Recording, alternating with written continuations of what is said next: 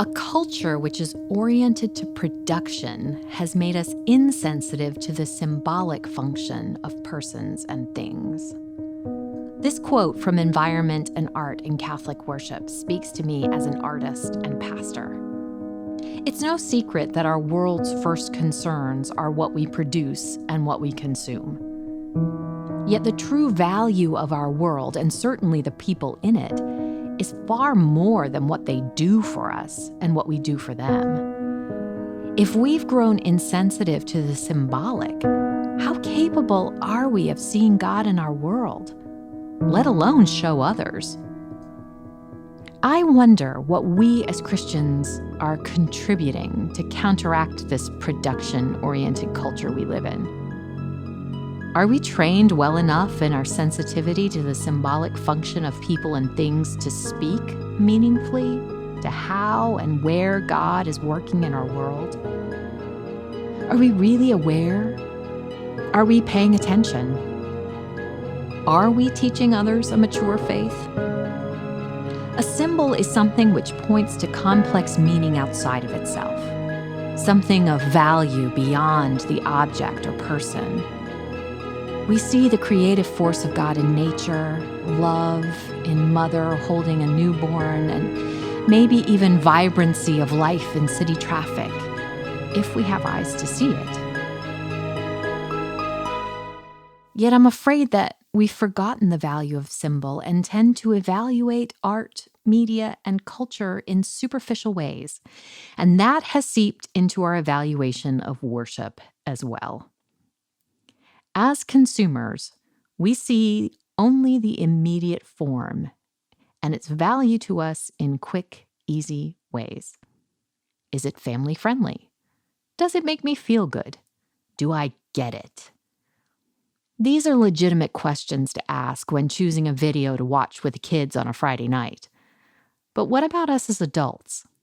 How should mature Christians engage with our culture? Do we protect ourselves or react against it? These are difficult questions because we too are part of our culture. We cannot hide from ourselves. So, should the church deeply engage with culture on Christ's terms, we might see miraculous things occur. If churches were to become experts in helping others develop skills of sensitivity to the symbolic and mysterious, it could be one of the most profoundly impacting things to happen in our time. It is imperative that we as Christians learn to engage symbol and mystery in a deeply mature way. Those who appreciate the symbolic function of persons and things are able to be still, to listen, and to see. This is part of what leads to being a mature person of faith. It is what is required to engage the hard questions in life and to show others where to find God in the midst of war and pain, joblessness and suffering. Sometimes we're asking the right questions, but unwilling or unable to listen for the right answers. We want to be healed, but maybe we need to look deeper at our experience of suffering. Perhaps God is already offering healing, only it isn't the healing we're looking for. Maybe God is concerned with something in us that won't be healed by fixing our immediate situation.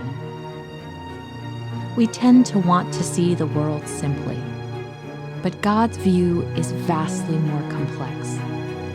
It requires us to see beyond the obvious and look deeper at life's meaning and purpose. I wonder what it would take for us to develop these eyes to see and ears to hear. What if we, the church, our history full of rich symbolism and mystery, were to accept this call to teach the world a deeper sensitivity to the symbolic function of people and things? Learning to see and hear means growing comfortable with silence, allowing room for questions and doubt. Most of all, it means allowing God to be God in ways that don't make sense to us and frequently make us uncomfortable. This takes training and discipline. Neither life nor the Bible is G-rated, and I don't think I would call them friendly either.